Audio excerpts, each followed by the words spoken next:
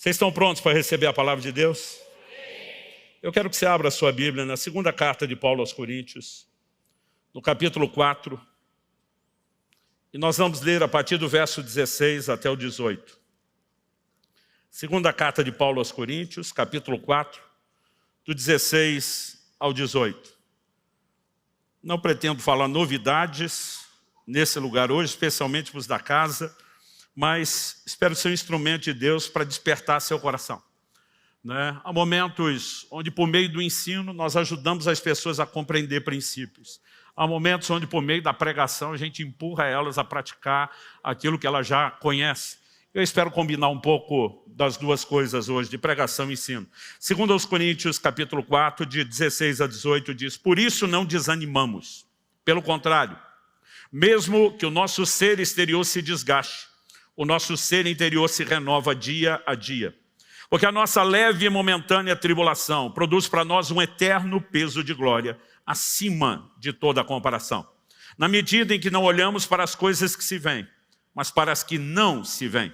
Porque as coisas que se veem são temporais, mas as que não se veem são eternas.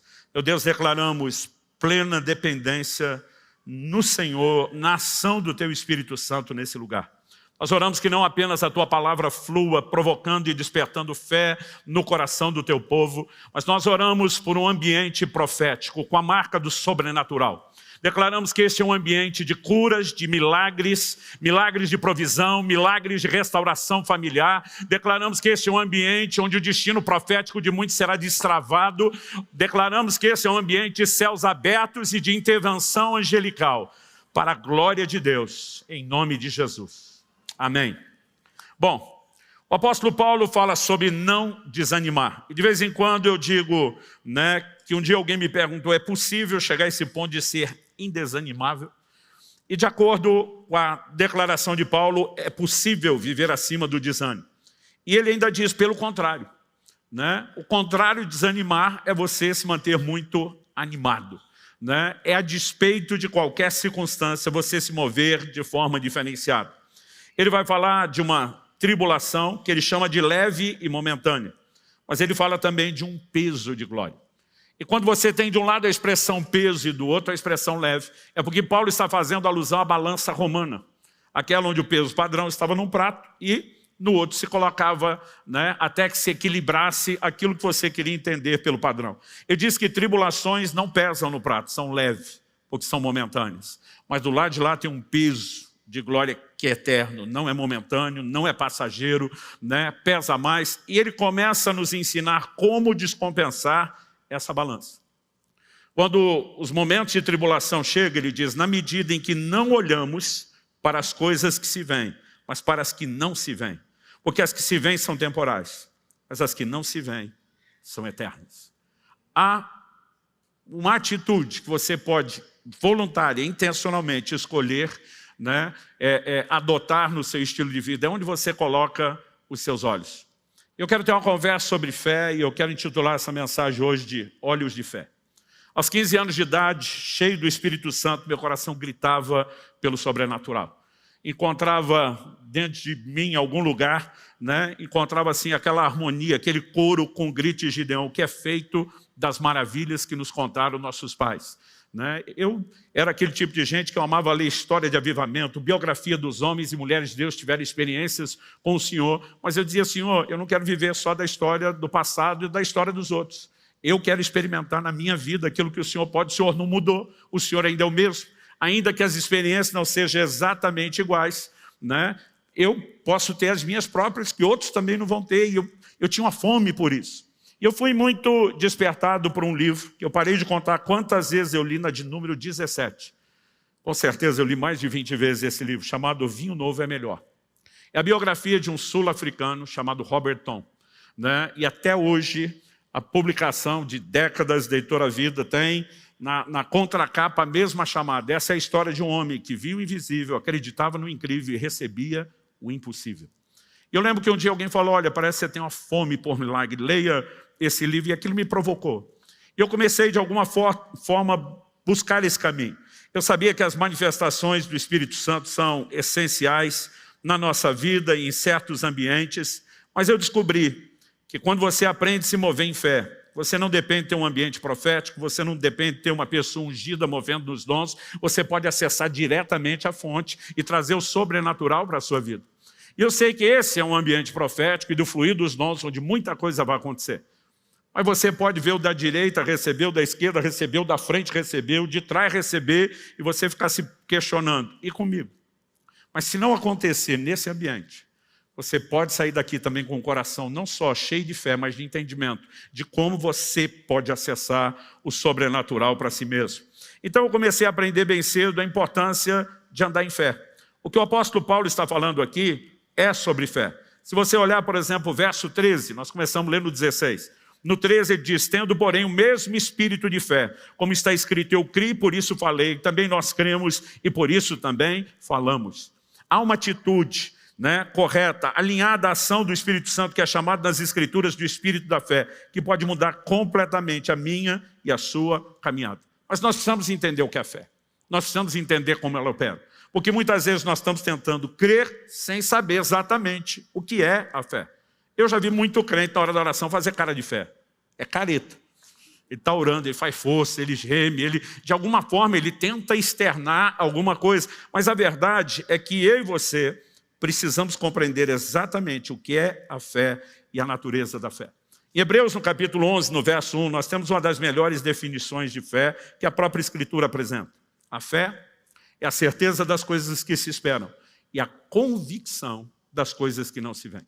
Você pode repetir comigo? Diga, convicção das coisas que não se veem. Em 2 Coríntios 5:7, o apóstolo diz, visto que andamos por fé e não por vista. Aliás, ele está falando isso logo depois, a gente lê os últimos versículos do capítulo 4, logo depois ele vai de novo falar de fé, assim como falou antes. E diz, visto que andamos por fé e não por vista. Eu aprendi, baseado nessas declarações principais de fé, que a fé é um passo no escuro, que você não precisa enxergar nada. Mas à medida que o tempo passava e eu ia estudando a Bíblia, eu comecei a entender, eu falei, não, a fé não é um passo no escuro. A fé parece um passo no escuro para quem está nos assistindo dar o passo de fé. Quem dá o passo de fé sabe exatamente aonde está pisando. E ele enxerga o que os outros não estão enxergando. Então, se por um lado a Bíblia fala que fé é a convicção do que não se vê, por outro lado, eu e você precisamos entender o que a palavra de Deus diz a respeito de Moisés. Em Hebreus capítulo 11, verso 27, a Bíblia diz que Moisés ficou firme como quem vê o invisível. Ou seja, a fé, ela ignora a visão natural das coisas e ela tem a sua própria visão. É por isso que eu quero usar aqui a expressão olhos de fé. O apóstolo Paulo está falando de uma escolha, não atentando nós nas coisas que se veem com o olho natural, mas atentando naquelas que não se veem. A palavra atentar aqui, ela significa literalmente fixar os olhos, colocar, ajustar seu foco. Aliás, a NVI traduziu isso. Não fixando os olhos nas coisas que se veem, mas sim naquelas que não se veem. Ué, se não se veem, como é que nós fixamos os olhos? Não são os olhos naturais, são os olhos da fé. E eu e você precisamos entender exatamente como isso funciona. Porque muitas vezes as pessoas estão pensando, não, Deus está me chamando a não enxergar nada. Não, Deus está te chamando a enxergar algo diferente do que os seus olhos naturais veem. E essa é a natureza da obra da fé. A fé tem uma confissão, a fé tem obras, mas a fé também tem uma visão. E eu quero que você vá comigo para o livro de Gênesis, no capítulo 15. A Bíblia se refere várias vezes a Abraão como sendo o pai da fé.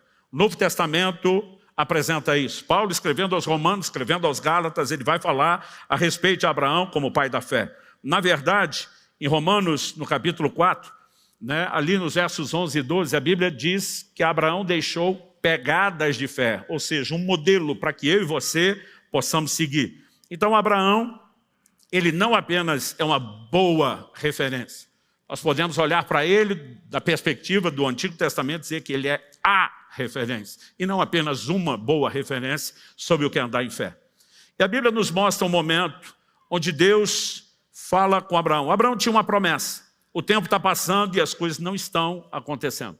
Quantos já descobriram que a maior parte das promessas de Deus não são instantaneamente cumpridas? Quem já percebeu na prática? E a Bíblia começa, Gênesis capítulo 15, a partir do verso 1, dizendo assim, depois desses acontecimentos, A palavra do Senhor veio a Abrão numa visão, dizendo, não tenha medo, Abrão, eu sou o seu escudo e lhe darei uma grande recompensa. Verso 2, Abrão respondeu, Senhor Deus, que me darás, se continuo sem filhos? Tipo, o que o Senhor falou não cumpriu ainda. E o herdeiro da minha casa é o Damasceno Eliezer. Então, Abraão continuou, tu não me deste descendência, e um servo nascido na minha casa será o meu herdeiro. Eis que a palavra do Senhor veio a ele. Diga comigo, a palavra do Senhor veio a ele.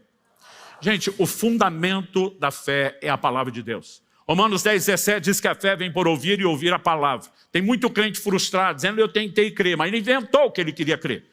Ele não teve uma fé despertada pela palavra de Deus. Nem pela palavra escrita e nem tampouco, às vezes, por uma palavra específica, personalizada, profética, como a que Deus trouxe para Abraão. Abraão não tinha uma Bíblia na mão para ler. Mas quando a palavra de Deus vem a ele, qual era? Verso 4. Eis que a palavra do Senhor veio a ele dizendo, este não será o seu herdeiro, pelo contrário, aquele que será gerado por você, esse será o seu herdeiro. E a partir do momento que Deus dá essa palavra, olha a didática que Deus aplica com Abraão. Verso 5, então o Senhor levou para fora e disse, olhe para os céus, conte as estrelas, se puder contá-las, e disse, assim será a sua posteridade. E o verso seguinte diz, Abraão creu no Senhor, isso lhe foi atribuído por justiça. Durante muito tempo esse texto me gerou uma crise, porque eu pensava, se a fé é a convicção do que não se vê, por que é que Deus está tentando colocar uma imagem diante de Abraão? Por que Deus diz, sai da tenda contar as estrelas, se é que você pode contá-las? E durante muito tempo eu pensava, bom, Deus quer trazer um paralelo de que assim como ele está vendo isso, ele pode vislumbrar outra coisa.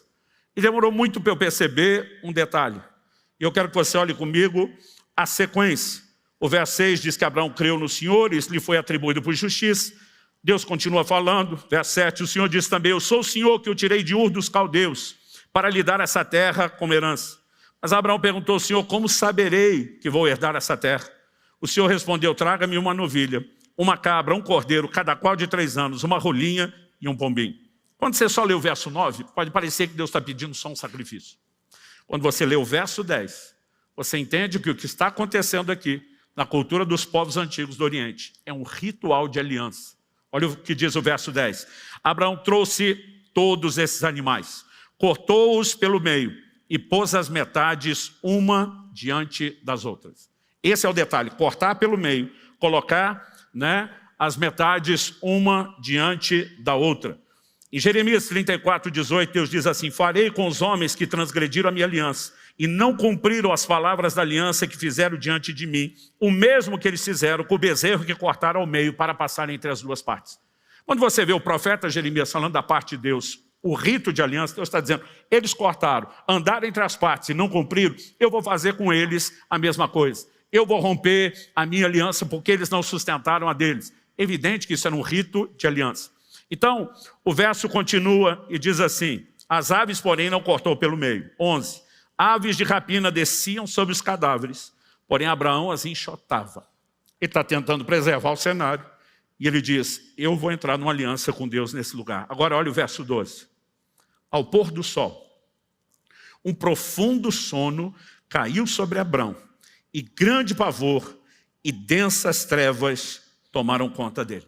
Daqui para frente Deus vai falar sobre o futuro. Como a descendência dele iria peregrinar na terra do Egito, como levariam 400 anos numa condição até mesmo de escravidão para depois saírem. Mas eu quero chamar a sua atenção para o início do verso 12. Quando foi que um profundo sono caiu sobre Abraão? O que está escrito aí? Ao pôr do sol. Significa que Abraão está cortando os animais, colocando diante de Deus durante o dia. Não anoiteceu ainda. Aliás, depois que escureciam, eles não tinham muita atividade. Isso significa o quê? Que pouco tempo antes, quando Deus está dizendo para Abraão, sai da sua tenda, olha as estrelas do céu, é dia e não noite. Quando ele sai, não tem estrelas se vêm com os olhos naturais. Mas ele sabe, pela lembrança da noite, que as estrelas aparecem até em lugares certos. Deus está dizendo, olha as estrelas. Deus está ensinando Abraão a andar em fé.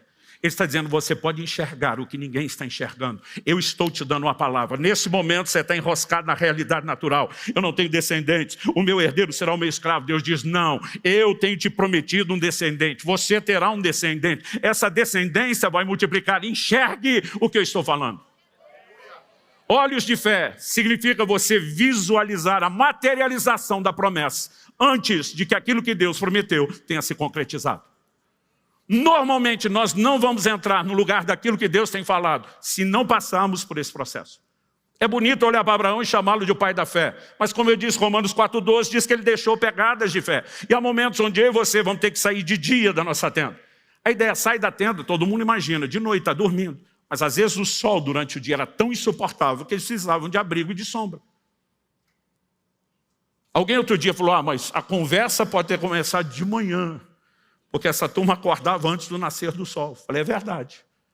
Mas não há nada no texto que deixe isso explícito. E toda a dinâmica me faz acreditar em algo que eu não preciso pregar como doutrina. O que aconteceu com Abraão pode ser só um exemplo. A gente pode tratar isso como possibilidade. Mas quando você olha para as Escrituras, é um fato. Nós precisamos aprender a enxergar aquilo que Deus falou e ainda não se materializou. E normalmente você enxerga primeiro para materializar depois. Qual era a crise de Tomé? Tomé está dizendo, se eu não ver a marca dos cravos, se eu não colocar a mão, eu não creio. Jesus aparece depois, diz Tomé, bem-aventurados que não viram e creram, porque a crença não depende da vista. E eu e você somos chamados a esse lugar de bem-aventurança, que a gente não precisa tocar primeiro uma promessa cumprida. Nós podemos vislumbrar antes, nós podemos crer antes e cooperar com Deus, gerando, gestando, até dar à luz o cumprimento daquela promessa. Nós somos chamados a andar em fé, e isso é um privilégio. Alguns acham complicado. Eu acho emocionante poder cooperar com Deus. Eu acho emocionante poder andar de mãos dadas com Ele, vendo histórias após histórias, onde eu e você podemos mudar as circunstâncias. Agora, o que eu e você vamos precisar entender? A fé tem uma visão. Quando a Bíblia fala do próprio Abraão, vamos lá para Romanos, a releitura que o apóstolo Paulo faz a respeito do patriarca. Romanos capítulo 4, de 19 a 21. Começar no 18. Abraão, esperando contra a esperança, creu. Diga comigo, esperando contra a esperança. Creu. Não, vamos botar vontade nesse creu aí, gente. Esperando contra a esperança. Creu. Para vir a ser o pai, não só de uma pessoa, não só de um herdeiro, pai de muitas nações, segundo lhe havia sido dito, assim será a sua descendência. A fé, ela se fundamenta numa palavra de Deus, lembre disso. E o 19 diz, e sem enfraquecer na fé, levou em conta seu próprio corpo já amortecido, tendo ele quase 100 anos, e a esterilidade do ventre de Sara. Não duvidou por incredulidade da promessa de Deus, mas pela fé se fortaleceu, dando glória a Deus, estando plenamente convicto de que Deus era poderoso para cumprir o que havia prometido. Abraão olhava para o seu corpo e o corpo dizia, já era, você não tem condições. Quando era novo já não pôde, porque sua mulher era estéril. Agora que você também tem um problema, está esperando algo acontecer. Abraão não ignora essa realidade. Ele não está dizendo isso aqui é mentira. Mas eles se apegam a uma verdade que é muito maior. Mas eu tenho a palavra de Deus. E uma promessa de Deus é o suficiente para mudar todas as coisas. Há sempre um intervalo entre a promessa de Deus e o seu cumprimento. Alguns às vezes não sabem lidar com a dinâmica do intervalo e enfraquece. A Bíblia diz que em vez de enfraquecer, ele se fortaleceu. Como? Dando glória a Deus. Eu acho que cada vez que ele olhava demais no espelho e as coisas começavam a dizer não dá, ele entrava naquele lugar de adoração. Senhor, eu quero te louvar porque o Senhor é o Deus quando promete, cumpre. O Senhor não pode mentir. A tua palavra é poderosa. Para o Senhor não há impossíveis. E de alguma forma, quando a carne está gritando, olha para a circunstância, o lugar que vai te desanimar, o Espírito dele estava dizendo, não deixe sua fé enfraquecer. Olhe para Deus, olhe para aquele que é fiel, olhe para aquele que cumpre a sua promessa. E essa dinâmica toda nos é apresentada para inspirar a mim e a você, querido, a agir da mesma forma. Só que não está apenas para que a gente saiba quem foi Abraão. A minha e a sua vida precisa ser inspirada por isso. Desde a minha adolescência eu comecei a tomar decisões de confiar em Deus, mas principalmente em momentos onde tinha uma palavra de Deus. Isso não significa que em qualquer coisa, não, eu vou crer que vai ser do meu jeito. Eu tive uma experiência interessante, acredito que isso aconteceu 2011, talvez 2012, chega uma época da vida que a gente já não lembra o ano. Fica que nem aquelas pesquisas eleitorais, um percentual de 2 para mais, de 2 para menos. Então, vamos jogar entre 2010 a 2013. Eu acho que foi 2012. Kelly e eu tínhamos nos proposto a fazer uma viagem para a Índia, né? E estaríamos participando de uma viagem missionária com o intuito de apoiar um projeto missionário. Mas eu lembro que era um momento assim, de muito desafio. Nós estávamos numa época que era, na nossa vida, muito mais de semeadura do que colheita. E eu lembro que estava assim, já uns 40 dias para a viagem. E eu não tinha ideia de onde poderia ter recurso para fazer aquela viagem. Nós faríamos a viagem no mês de agosto, né? Para chegar à Índia, a gente tinha que ter conexões pela Europa, né? Agosto, julho, agosto, é verão, tanto na América como na Europa, é alta temporada, tudo caro. Eu lembro que na época, né, essas passagens, minha e da Kelly, davam assim, para não dizer R$8.500, era alguma coisa, R$8.496. Eu lembro que um dia um missionário entra em contato comigo lá da Índia e diz, cara, ainda não planejei as coisas, porque eu estou esperando você emitir a passagem. Eu falei, então, eu não sei se eu posso ir. Ele falou, por que não? Eu falei, cara, até agora eu não tenho a menor condição de emitir a passagem, eu não sei como vai ser isso. Eu lembro que do outro lado ele falou, se você me disser que tem uma palavra de Deus para não vir, eu respeito e desmarco. Agora, se você não tem uma palavra de Deus para não vir, não me venha com essa conversa mole, porque você é um homem de fé. Você me inspirou a vida inteira com história e testemunho de fé. Então não venha com essa de... E eu fiquei com raiva do jeito que ele falou comigo. Eu já estou me dispondo aí, estou bancando tudo. E o camarada ainda vem me dar de dedo. E eu fui orar de raiva. Senhor, estou aqui só para dizer. E aí? Mais quase que pedindo, me dá uma palavra para eu não ir. O Espírito Santo falou assim, eu coloquei no seu coração fazer a viagem. Não há motivo para que você diz isso. Falei, então manda o recurso primeiro. Quando eu falei isso, o Senhor falou, essa ideia de ter primeiro e gastar depois é muito boa e sábia. E você vai continuar usando isso na sua vida financeira pessoal. Ele falou, mas quando eu te mando fazer algo, você obedece. Você não estabelece o padrão e as normas. Eu entendi na hora. Falei, o senhor está mandando eu ir? A responsabilidade é sua. Gente, eu não consigo explicar a fé. Eu brinco que a fé é um surto. Porque, de repente, não tem razão que te segura mais. Eu simplesmente passei a mão no telefone. Na época, acionei uma agência. Falei, pode emitir as passagens. E eu dei o cartão de crédito pensando, como é que vamos fazer isso? A gente resolve depois. Gente, eu lembro até hoje. Sexta, 13 de junho. Sexta-feira seguinte, dia 20 de junho, estava pregando em outro estado, e uma pessoa me procura no final da reunião e diz, pastor, eu te acompanho muito, mas é a primeira vez, te acompanho à distância, que eu venho te ouvir pessoalmente. Mas ele falou, na verdade, não vim aqui apenas para te ouvir. Eu viajei uma boa distância, apesar do senhor estar no meu estado, porque Deus me incomodou com algo. Ele me disse, o senhor tem uma viagem para fazer, e que era para eu cooperar com o senhor nisso. Quando ele está falando, já dentro de mim um sorriso, eu penso, mais uns 10 desses está resolvido. Ele falou, mas eu não tinha o dinheiro comigo para te entregar agora. O senhor se importaria de me dar os dados bancários? Eu, na hora, falei, claro, que banco o irmão prefere? Teve uma época da nossa vida, a gente não tinha PIX, gente, não tinha TED, a gente tinha que ter conta em tudo quanto é banco para facilitar e não perder o momento.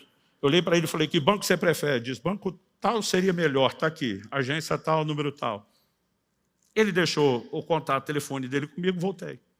Preguei isso na sexta-noite, sábado já estava de volta, os cultos de domingo na nossa igreja.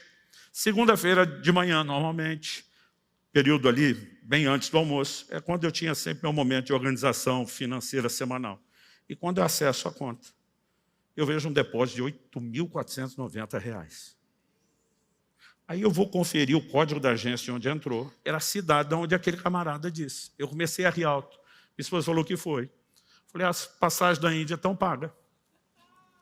Ela, como assim? Falei, entrou um depósito de R$8.490. Falei, faltou R$6, nós só vamos pagar R$6. Meus filhos estavam voltando da escola e Israel viu isso na hora de entrar e falou, pai, deixa que os 6 eu pago. Para que ele veio com o dinheiro, eu falei, filho, dá 5 para o papai dizer que pagou pagou alguma coisa. Eu estava falando isso, o telefone toca. Quando o telefone toca, eu atendo. Era o irmão da tal cidade. Ele falou, pastor, o senhor já olhou a conta? Eu falei, já olhei. Ele falou assim, eu estou te ligando porque eu estou curioso. Eu falei, curioso com o quê? Ele falou, acertei o valor? Eu quero saber se Deus realmente falou comigo. Eu falei, na verdade, morreu por 6. Era 496. Eu falei, a próxima Deus...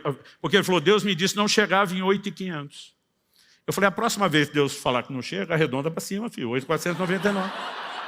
Eu fui tirar onda sem esperar o que vinha. Ele falou, pastor, devem ter te informado que na venda dos seus livros ficou um troco de R$10, que não era de compra de livro, que era uma oferta para o ministério. Falei, me avisaram. Ele falou, 10 é meu, minha margem estava ali. Eu posso passar o dia te contando histórias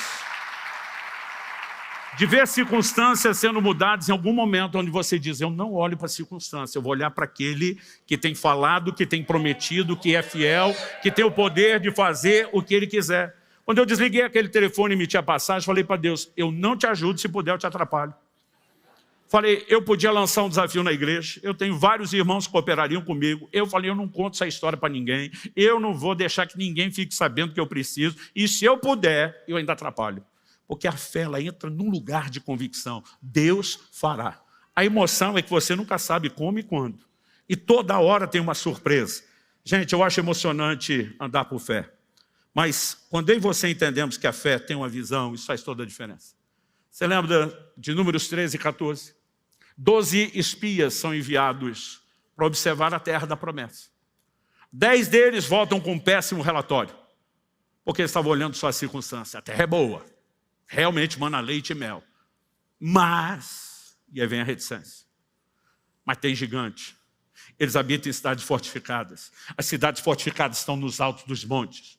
Traduzindo, a terra é boa, mas é impossível a gente acessá-la.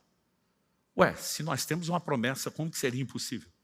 Josué e Caleb batem o pé do outro lado e diz, conversa é essa? Ausentou-se deles, falando do gigante, a sua defesa, a sua segurança, o Senhor está conosco, nós vamos consumi-los como pão. Gente, uma geração inteira, a Bíblia diz, eram 600 mil homens de guerra, de 20 anos de idade para cima, que puxavam da espada alistado no exército. 600 mil homens, só 2 dessa geração inteira entraram na terra prometida, Josué e Caleb. A promessa não era só para os 2, era para todo mundo.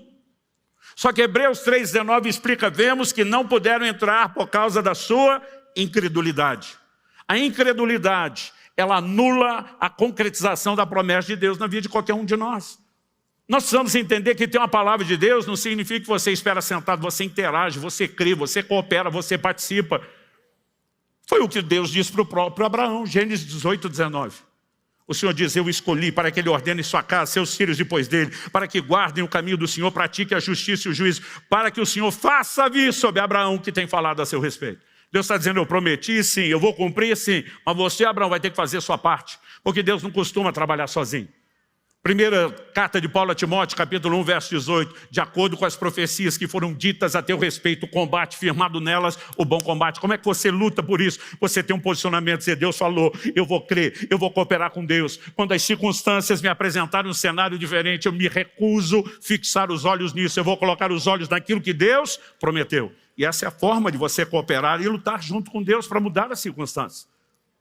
Aqueles únicos 2, que em vez de enxergar o tamanho do gigante, em vez de enxergar a cidade fortificada no alto dos montes, eles estão enxergando a materialização da promessa.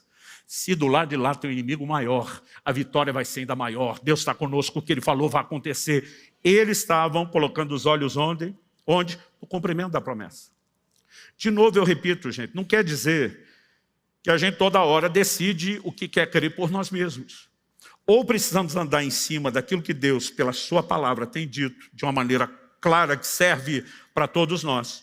Ou há momentos onde nós vamos precisar da clara liderança do Espírito Santo. É por isso que nós precisamos cultivar intimidade com Ele. Eu me lembro de uma situação, quando ainda morava em Guarapuava, e eu já saí de lá há 23 anos, então vamos falar de 25 anos para mais. Eu tinha recebido um convite para pregar num determinado lugar. Existe um texto bíblico que, para nós, é um norte muito claro. Paulo diz, ninguém vai à guerra à própria custa. A gente nunca deixa ninguém que vem nos servir bancar as suas despesas. Tem que ter uma situação de uma palavra de Deus muito específica. Eu não tinha a menor condição de bancar a viagem, nem para passeio, quer dizer, ficar saindo atender os outros. Eu sabia que quando chegasse lá, eles iriam me reembolsar as despesas. Só que eu não tive coragem de dizer para o pastor que me chamou que eu não tinha dinheiro para ir. Eu fiquei com vergonha. Era um momento de desafio nosso financeiro, pessoal, tínhamos dado alguns passos que envolviam alguns sacrifícios e eu tinha decidido, pelo bem das minhas economias, não trabalhar com crédito. Então não tinha naquele momento de aperto, tinha cartão de crédito, tinha cheque especial, tinha nenhum tipo de crédito. E eu fiquei com vergonha, e eu comecei a orar e falei, Deus, eu podia ter falado com esse homem, mas eu fiquei com vergonha e ainda estou com vergonha. Não tenho coragem de ligar e pedir para ele dar o reembolso da despesa antes de eu ter a despesa. Eu falei, eu prefiro confiar no Senhor. Eu estou fazendo a sua obra, eu não estou indo para passeio, eu conto com a sua provisão. E eu comecei a orar. Os dias foram passando, nada acontecia. As semanas foram passando, nada acontecia. O dia da viagem está chegando. E eu lembro que minha esposa falou, e aí, como será? Era o domingo, minha viagem era na quinta. Eu falei, amor, até esse domingo, eu estava esperando que alguma coisa acontecesse sozinho. A partir de agora, de hoje até o almoço da quinta-feira, eu vou esperar que Deus use alguma pessoa, alguma situação fora do contexto. Ela falou, se não acontecer, você vai ligar? Eu falei, não. Se não acontecer, eu entendo que Deus vai usar alguma pessoa de outro lugar. Mas eu me recuso a ligar. Eu escolhi confiar em Deus, mas eu tenho uma convicção sobre isso diferente em outros momentos. Parece que eu sei que era exatamente o que eu tinha de fazer. Eu lembro que no almoço da quinta-feira ela diz, e aí? Alguma coisa aconteceu? Eu falei, ainda não. Aí disse, como é que vai ser? Falei, eu vou te deixar na escola, eu trabalhava numa escola no período da tarde, e a hora que eu te deixar, eu já vou para o caixa eletrônico. E eu só saí de lá com o dinheiro.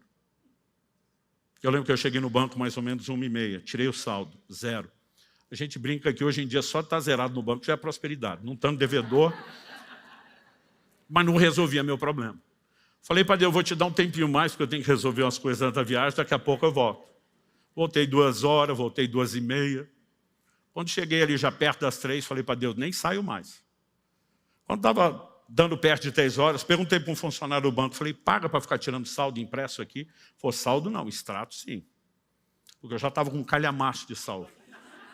Eu guardei isso um tempão, toda hora eu consultava. Na época não tínhamos a possibilidade de visualizar isso online. Aí o camarada olha para mim e fala, mas de onde vem o dinheiro que você está esperando? Eu penso, bicho encherido, o que ele tem a ver com isso? Acho que ele viu assim minha reação, linguagem corporal, que ele falou, não, é porque, dependendo da cidade de onde vem, no interior os bancos fecham às 3 e não às 4. Então talvez eu não receba mais dinheiro. Eu falei, fica tranquilo que o dinheiro chega hoje. Eu não fazia ideia. Eu falei, como é que eu vou explicar para ele que eu não sei de onde vem o dinheiro? Gente, 10 em 10 minutos eu tirando o saldo, zerado. Quando faltava 1 minuto para as 4. E eu tirei o saldo, zerado. Falei para Deus, agora é um atrás do outro, já que não paga mesmo. Quando eu tirei o próximo, e eu me arrependo de não ter guardado isso. Durante muito tempo ficou, mas de repente, quando te dá aquelas manias de não ser acumulador e limpar, eu acabei jogando muito papel fora, e eu joguei esse troféu junto, porque eu tinha aquele calhamação. 4 horas, 0 minutos, 22 ou 23 segundos. O valor exato que eu precisava para viajar, tinha acabado de entrar. Eu peguei o cartão, saquei o dinheiro, e antes de sair, ainda mostrei para o funcionário, assobiando um Deus é fiel. Sabe? Mas o interessante é quando eu voltei da viagem, eu fiquei curioso, de onde veio esse dinheiro? Então, na época, a gente não tinha esse acesso online. Fui na agência bancária e pedi a um funcionário, falei, eu preciso muito saber de onde vem o dinheiro que entrou na minha conta. Pelo menos a procedência. Aí a pessoa falou, eu vou dar uma olhada aqui no seu extrato, falou, olha, esse código é da cidade de tal, é uma cidade, né, de interior pequena, de um estado onde eu tinha pregado. Eu pensei, eu só passei lá uma única vez, só tive lá uma vez, não conheço mais ninguém. Ninguém tem meu número de conta. Peguei, liguei para o pastor onde eu tinha pregado lá. Falei, por acaso, você fez um depósito na minha conta semana passada? Ele falou, fiz, mas não esperava que você descobrisse que fosse eu. Eu falei, por que não? Ele falou, pastor, eu fiquei com vergonha. Aconteceu uma coisa aqui interessante. Eu tenho um horário de almoço muito apertado, e como a minha casa é bem próximo do lugar de trabalho, eu vou almoçar em casa, mas o tempo é muito curto. A hora que eu entrei, passei na frente da escrivaninha do meu escritório, o Espírito Santo falou comigo, vá fazer uma faxina naquelas gavetas. Eu falei, senhor, eu mal tenho tempo. E o Espírito Santo dizia, vá fazer isso agora. Eu comecei a tirar aqueles papéis que você olha, o que está aqui, não precisa. Daqui a pouco eu olho uma folha com o controle do material de venda dos seus livros, de 1 ano atrás. Acho que era mais de 1 ano. O que isso ainda está fazendo aqui? Já foi 1 ano de subir a veio. Amassei e joguei no lixo. Quando joguei no lixo, o Espírito Santo falou, pega. refaça todas as contas. Ele falou, e quando eu fiz as contas, eu descobri que nós fizemos um acerto errado e faltou o dinheiro. E eu fiquei com vergonha de ligar um ano depois e contar a história. Pensei, só vou pagar e fica tudo certo. Como é que o senhor descobriu que fui eu? Falei, esse é um outro passo. Deixa eu te fazer outra pergunta. Na sua cidade o banco não fecha às 3? É uma cidade pequenininha. Ele falou, fecha. Eu falei, que hora você foi fazer esse depósito? Ele falou, pastor, eu fui ali antes da 1 mesmo. Eu falei, você fez no caixa eletrônico? Ele falou, não, eu tenho um amigo que é funcionário do banco e eu deixei com ele para ele fazer. Mas ele provavelmente deve ter feito isso depois que fechou o banco. Eu falei, ele fez depois que fechou o banco. Pô, como é que você sabe? Eu falei, porque eu estava plantado do lado do caixa eletrônica desde a hora do almoço, com a convicção de que na hora do almoço Deus resolveria o meu problema. E aquilo não se resolveu até as 4 horas. Quando eu contei, ele ria. Eu falei, a próxima vez que Deus te mandar depositar um dinheiro, vá na boca do caixa, não seja preguiçoso. Aí eu contei para ele como eu tinha descoberto. Eu posso passar horas contando história atrás de histórias, de como temos visto Deus mudar circunstâncias. E sabe, nós precisamos tomar uma decisão de viver no sobrenatural. Eu vou repetir, eu amo ambientes como esse, coisas extraordinárias vão acontecer nessa conferência. Mas você não precisa disso para ter milagre. Isso aqui é um plus, é um algo mais, cada um de nós tem acesso direto. Cada um de nós pode acessar a Deus por meio do nome de Jesus. Eu fico doido, às vezes, como pastor, alguém chega, pastor, o senhor pode orar por mim? Porque eu sou o mais chegado do homem lá de cima. Falei, pronto, agora temos outros mediadores além de Jesus. Gente, cada um de nós, pelo nome de Jesus, pelo sangue de Jesus, pode entrar com ousadia no Santo dos Santos. Nós podemos orar e ser ouvidos. Você sabe o que significa orar em nome de Jesus? Você está agindo sob procuração. Quando você ora em nome dele, é como se fosse ele orando. Você está orando debaixo da procuração dele. Você o representa, é como se fosse ele orando. Agora, quando Jesus está para ressuscitar Lázaro, você lembra qual a oração que ele fez lá em João 11? Pai, graças te dou, porque sempre me ouvis. Eu penso, peraí, se Deus sempre ouve Jesus, e quando eu estou orando no nome dele, é como se ele está orando, como é que eu não vou ser ouvido? O problema de alguns de nós, que a gente fica terceirizando, dizendo, isso é para alguns poucos privilegiados. Não, meu querido, é para quem tem fé. Agora, você vai ter que fortalecer a sua fé, você vai ter que aprender a andar em fé. E sabe, tem crente que reclama, pai, apareceu o problema, apareceu isso. Eu digo, gente, talvez tenha sido um longo treino de caminhar em fé.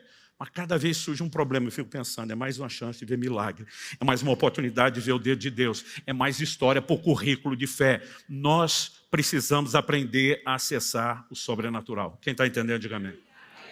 Então deixe-me dizer, nós falamos que a fé é a convicção do que não se vê, mas ela também tem uma visão. Deixa eu tentar te explicar como a fé opera. Abra sua Bíblia comigo, no 2º livro de Reis, no capítulo 6. Eu quero que você leia comigo do verso 15 ao 17. Enquanto você localiza o texto, me deixa dar um pano de fundo.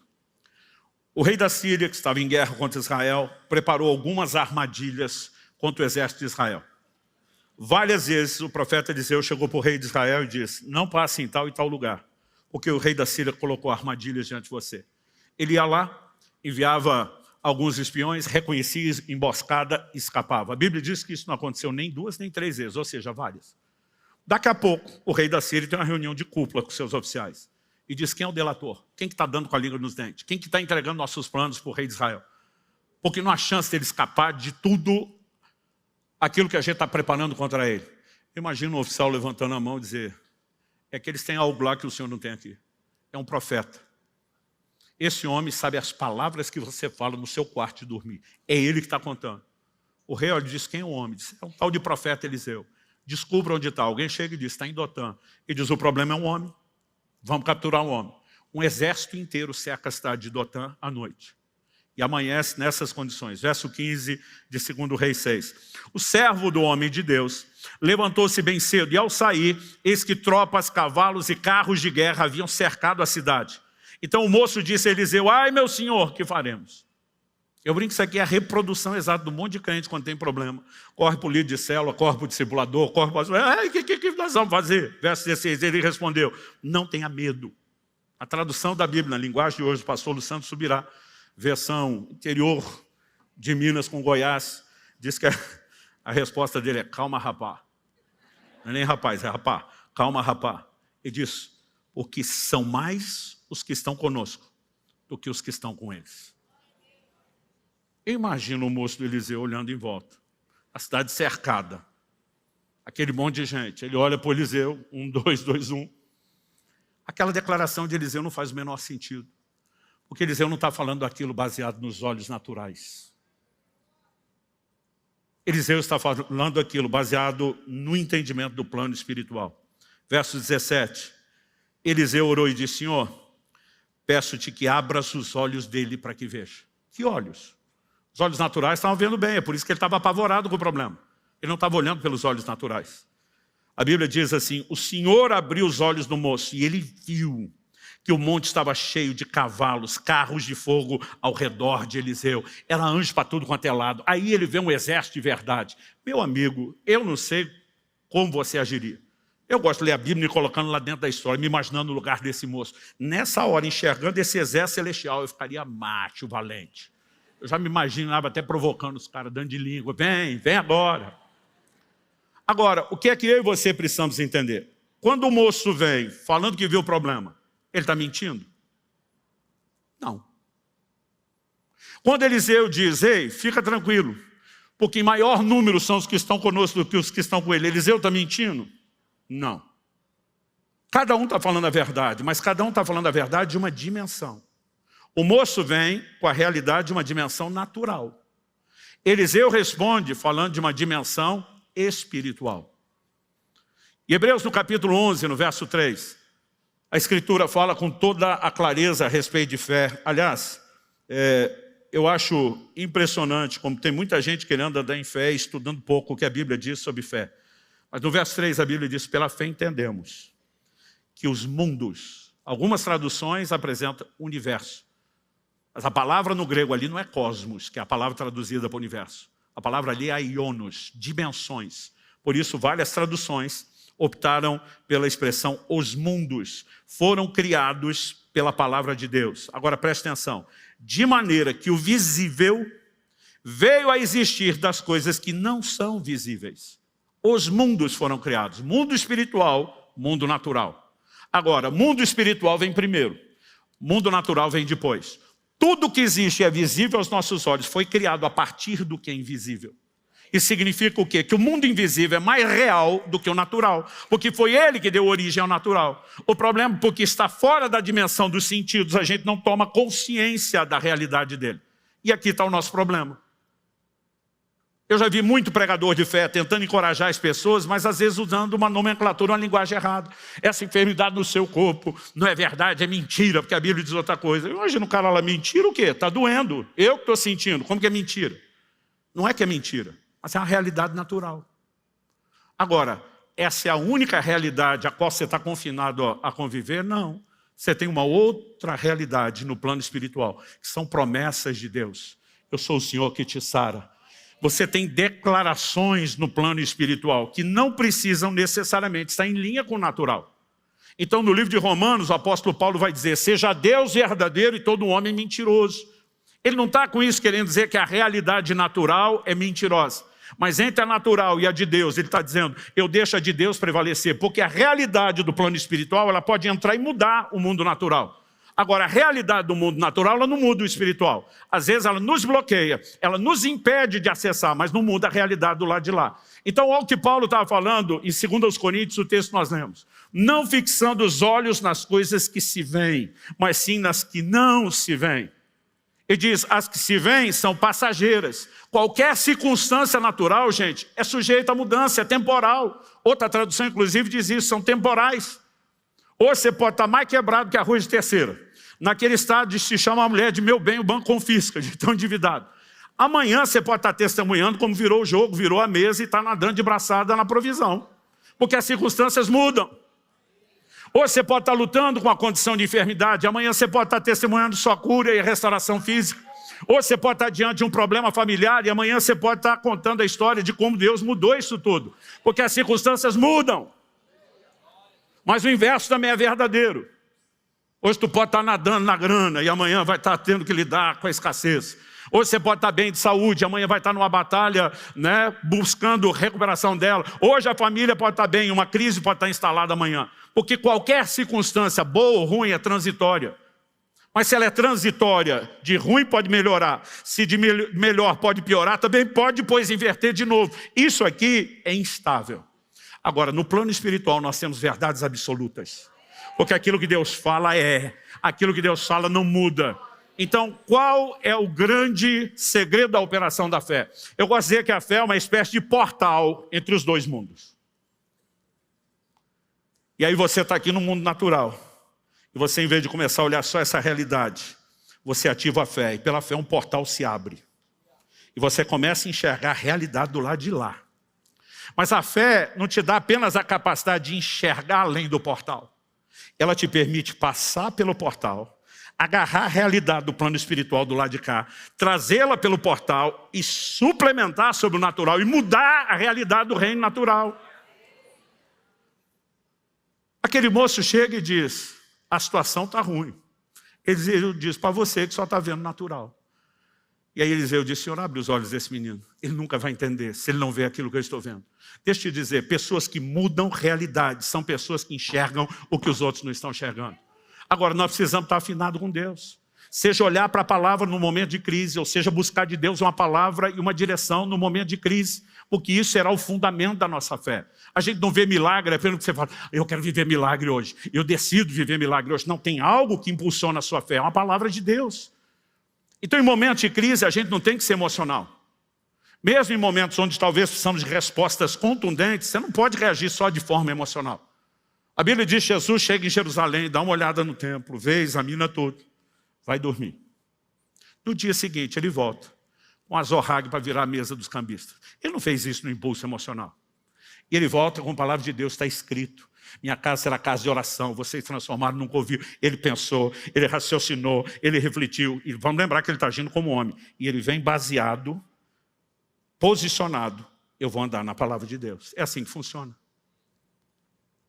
O apóstolo Pedro com os demais apóstolos estão no meio de uma tempestade. O negócio está feio.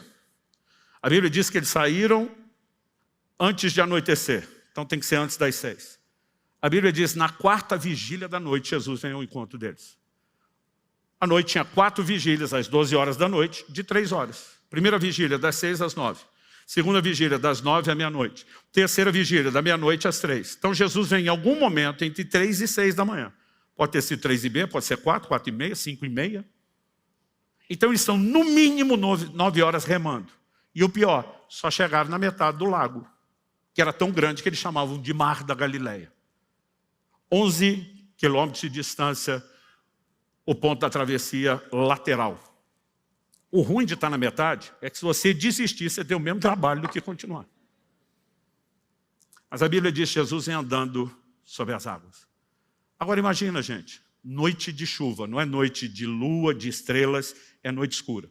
O que clareia de vez em quando é um relâmpago ou outro. Então está aquele negócio escuro. Daqui a pouco, entre uma relampeada e outra, alguém vê um vulto andando em cima da água.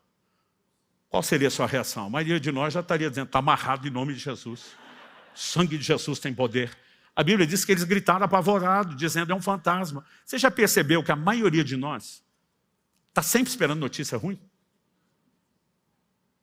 O telefone toca de madrugada, o coração dispara. Porque tem que ser tudo menos uma coisa boa. E no momento que a turma começa a gritar, Jesus diz, não tema, sou eu. No momento Jesus diz, sou eu, o Pedro, sempre o Pedro. Que fala pensando e pensa falando. Diz para Jesus, se és tu, manda-me ter contigo. Jesus diz, vem. As pessoas dizem que Pedro andou sobre a água. Essa é uma maneira muito simplista de dizer. Pedro andou sobre a palavra do Senhor Jesus. Pedro sabia que não podia pisar na água. Ele falou, mas se é o Senhor, se você que é o meu Senhor se move por cima das tempestades, dos problemas da vida, eu fui chamado para andar com você, para seguir o seu modelo, para seguir o seu padrão. Eu quero me mover por cima também. Então me chama. Jesus diz, vem. Por que ele não sai o tempo todo dizendo vem? Está procurando alguns corações que se inspirem, que estejam cansados de viver. Eu vou viver só o natural, agarrado no barco. Curioso é que todo mundo só fala da incredulidade de Pedro. Porque Pedro afundou. Eu digo, meu amigo, Pedro andou 2 vezes sobre a água. a ida e a volta. Porque quando ele está indo, a Bíblia diz que ele tira os olhos de Jesus e começa a olhar para o tamanho da onda e a força do vento. Eu gosto de dizer que fé é olhar para Jesus na hora da tempestade. Mas incredulidade é olhar para o tamanho da onda e para a força do vento na hora da tempestade. Quem fica olhando para o problema não vai conseguir ter fé. Quem olha para o Senhor, quem olha para aquilo que Deus falou, algo vai mudando dentro dele e ele começa a enxergar além daquele cenário. É como se um portal abrisse e permitisse você enxergar além, ver depois o que é que está vindo. E você está lá vislumbrando a materialização da promessa.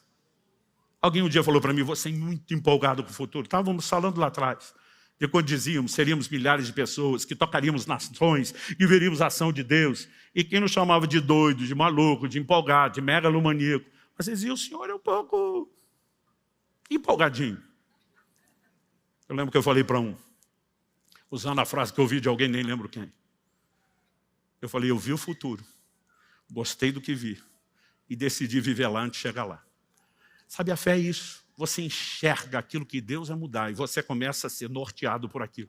Você não só enxerga aquilo, você fala sobre aquilo. Deus diz para Abraão, estou mudando o seu nome, a partir de agora você é pai de nações. O cara chega em casa e fala para a mulher, Deus mudou meu nome. A partir de hoje você me chama de pai de nações. Não era pai de nenhum. Mas a Bíblia diz que ele creu naquele que chama a existência as coisas que não são como se já fossem. Quando você começa a ver as coisas que ainda não são como se já são, você também começa a falar de acordo com isso. E a fé, ela tem uma visão, mas ela também tem confissão e ela tem ação.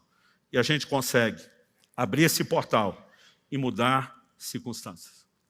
Eu tive uma lição muito prática de um posicionamento que eu e você precisamos ter, que diz respeito a algum momento entre aquilo que Deus falou e a sua materialização. Nós temos um hiato que às vezes é difícil de entender.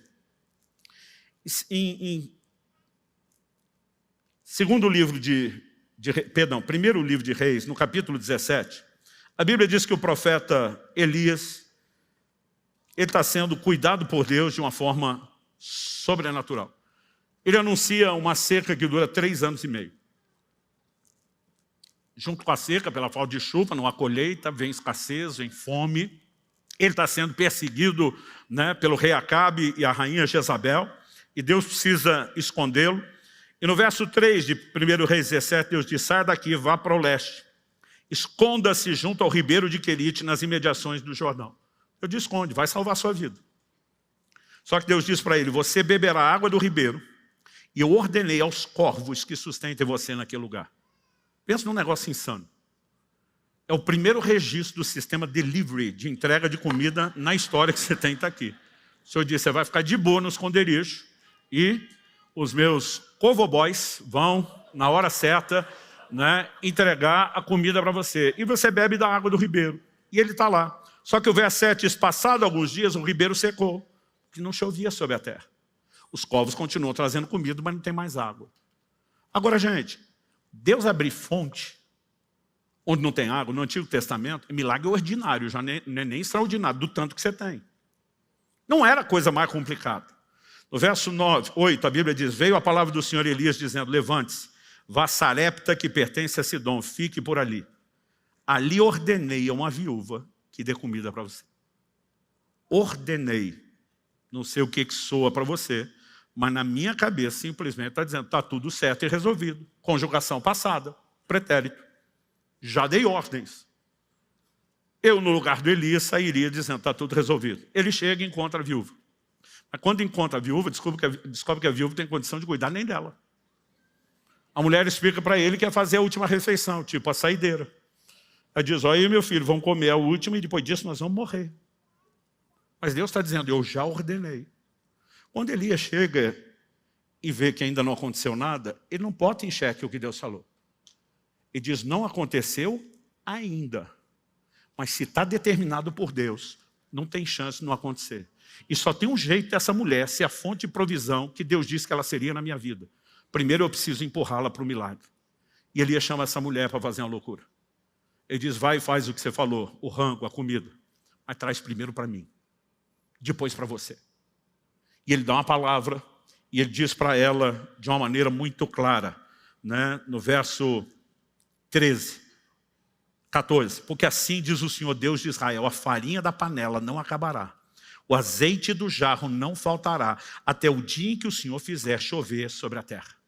Calcula-se que a vazão de água daquele ribeiro de Querite, em 6 meses sem chuva, já teria secado. Mas eram 3 anos e meio. Isso significa que ainda tinha 3 anos e meio, 3 anos de seca pela frente. Vamos supor que alguém errou a conta, 2 anos e meio, 2. Deus estava anunciando um milagre de multiplicação contínua. Só quando Elias chega, não tem nada. Mas ele tem uma palavra de Deus, eu ordenei a viúva.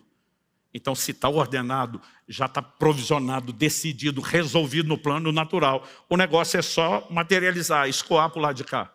Você lembra quando Josué, capítulo 3, Deus fala para Josué que na hora de atravessarem o Jordão, os sacerdotes iriam carregando a arca primeiro. Eu não sei se você lembra dos detalhes do texto. Eu não quero ler o texto, né, todo, mas eu acho que a gente pode dar uma olhadinha em Josué no capítulo 3 e no verso 8. Olha a instrução de Deus. Portanto, você dará uma ordem aos sacerdotes que levam a arca da aliança, dizendo: quando chegarem às margens das águas do Jordão, parem ali. Então Josué disse aos filhos de Israel: venham cá, ouçam as palavras do Senhor. Ele falou: vocês vão saber qual é a aliança que o Senhor fez, né, com vocês. No verso 11 ele diz: eis que a arca da aliança do Senhor de toda a terra vai passar o Jordão na frente de vocês. 13.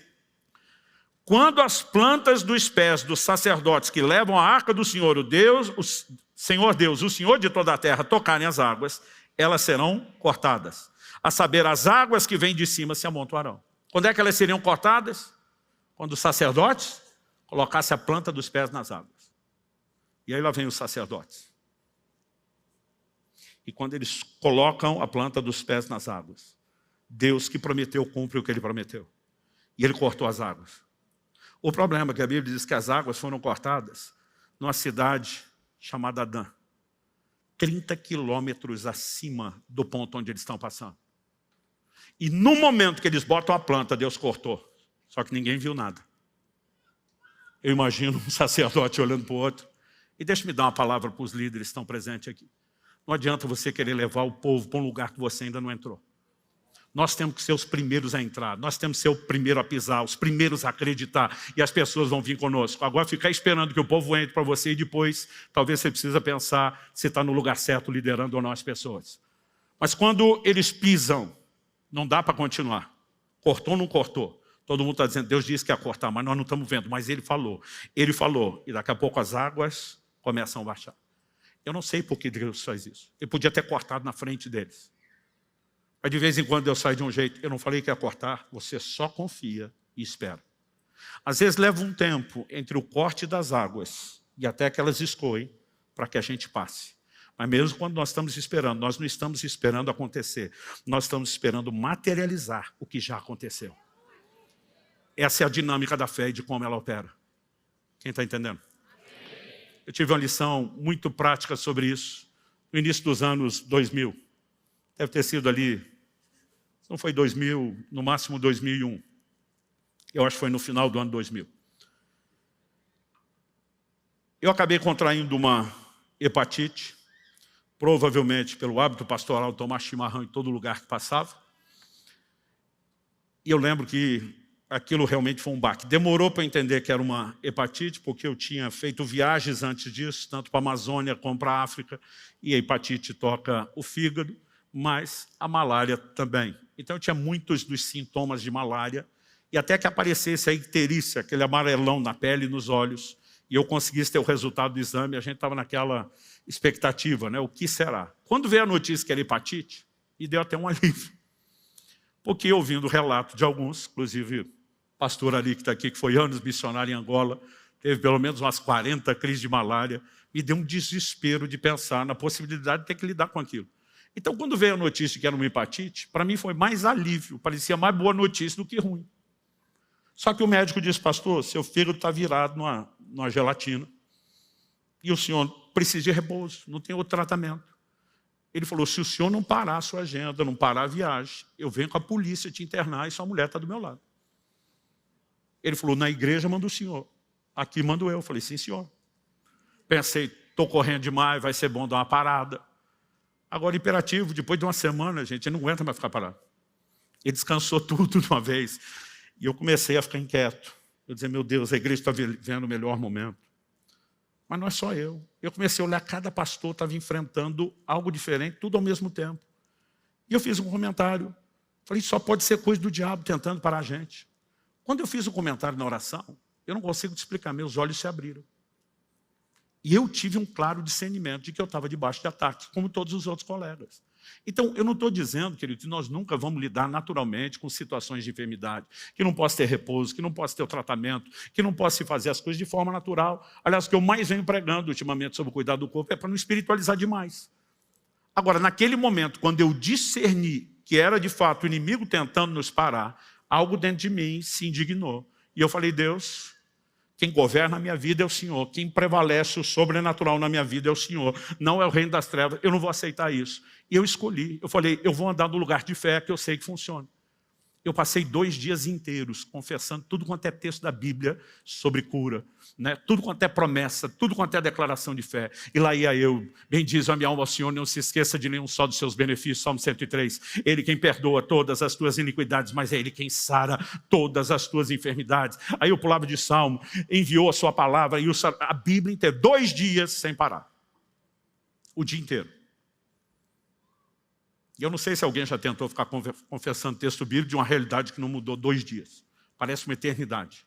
Porque era manhã, tarde, noite. E aquilo não mudava. Eu estava decidido. Eu vou entrar no que Deus tem. Na segunda noite, enquanto dormia, tive um sonho. Acordei, não sei se foi na hora que eu tive o sonho, mas acordei lembrando nitidamente do sonho. No sonho eu ia ao banheiro. Eu sei que é chato falar disso, mas não consigo achar uma versão mais clássica e polida para falar disso no púlpito, mas uma das coisas que mais me incomodava na hepatite, quem teve costuma concordar com isso, não era a icterícia, o amarelão da pele dos olhos, é a cor da urina que fica escura. E cada vez que eu urinava, eu olhava aquilo e dizia, estou tudo estragado por dentro. Era uma coisa horrível o sentimento. Só que no sonho, eu ia ao banheiro e observava a cor da urina que estava clara. E no sonho eu dizia, Deus me curou. E a prova está aí que a cor da urina mudou.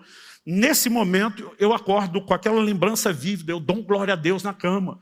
E eu falei, é isso, Deus está falando comigo, Ele me curou. Gente, levantei, fui para o banheiro, urinei, e a cor da urina, aleluia. Estava escura. Imediatamente, o que é que você faz? Tira os olhos de Jesus, bota na força do vento, no tamanho da onda. E eu falei, empolgou demais. A Bíblia diz que quem tem sonho, conte como sonho. Você já quis acreditar que era uma palavra de Deus. A evidência de que não é, está aí. Gente, eu voltei para o quarto, parecia um orangotango. Tão desanimado assim, que já ia arrastando a mão para o chão. Me joguei na cama. Falei, cara, larga a mão de ser bobo, aceita que dói menos. Daqui uns dias você melhora. Desisti naquele momento. A hora que eu desisti, o Espírito Santo falou comigo. Eu te mostrei a realidade do reino espiritual. E você está escolhendo olhar para o natural. Deixa eu te dizer de novo, o que muda o posicionamento de fé é uma palavra. Naquele momento Deus está dizendo, não olhe para a cor da urina que você viu no vaso. Olhe para aquela que você viu no sonho. Foi eu que te mostrei. Eu enlouqueci. A fé deixa a gente surtado. Eu peguei uma jarra de mais de 2 litros de água, enchi. Comecei a tomar um copo atrás do outro. Falei, diabo, você tentou me desanimar e estava conseguindo. Mas nós vamos para o segundo round, maluco. Eu falei, eu vou encher o tanque. Nós vamos ver se tem urina, continua escura. Então, logo eu consegui encher o tanque, fui esvaziar no banheiro, a urina estava clara. Essa hora que o diabo fala, também com o tanque de água que bebeu. Mas nunca mais ficou escura. A icterícia, o amarelão, começou a sumir ao longo do dia. No final do dia, eu apareci lá no consultório do médico, ele era da igreja. Ele costumava dizer, pastor, essas coisas que o senhor conta aí no púlpito só acontece com o senhor. Conosco, os meros mortais, não. E eu lembro que eu apareci, sabia exatamente o horário da última consulta, e avisei a secretária dele, não fala que estou chegando. Eu falei, está atendendo alguém? Não. Bati na porta, abri, ele me olha assustado. O que o senhor está fazendo aqui? Veio estar em casa repousando. Falei, o senhor mandou eu ficar em repouso, a menos que eu aparecesse com uma daquelas histórias que eu conto no púlpito. Ele me olha e fala, não. Eu falo, sim. Não, sim, não, sim. Aí ele veio, falou, icterícia sumiu dos olhos, da pele. Eu falei, a cor da urina melhorou primeiro, antes do que isso. Ele apalpou e disse, não está inchado seu fígado como estava antes? Como você está sentindo? Eu falei, doutor, estou com vontade de comer tudo. Porque você fica o fígado meio alterado, o apetite é afetado. E a partir daquele momento, não houve mais sinais. Agora, o que eu entendi entre o sonho e a urina mudar de verdade? Que no momento do sonho, eu já tinha pisado com a planta das águas. Mas as águas não tinham escoadas todas, e muitos de nós desanimamos aqui. É por isso que a Bíblia diz, Abraão não se enfraqueceu na fé. Ele ficava olhando e diz, eu vi as estrelas do céu, quando todo mundo só estava enxergando o sol, eu sabia que estava lá, eu criei na palavra dele, é só uma questão de tempo, isso vai escoar para o lado de cá. Uma das coisas mais emocionantes que eu descobri depois da salvação é que nós podemos viver o sobrenatural, porque decidimos, escolhemos andar nesse lugar. Eu repito, vai ter muita ação de Deus, mover do Espírito Santo, operação dos dons. Eu creio que nós vamos ter milagres que vão ser produzidos por intervenção direta dos anjos. Eu não sei se você sente isso, mas tem um cheiro de sobrenatural nesse lugar. Mas se não acontece nada no ambiente, você pode provocar isso, entrando nesse lugar de fé. E eu quero te provocar isso em nome de Jesus.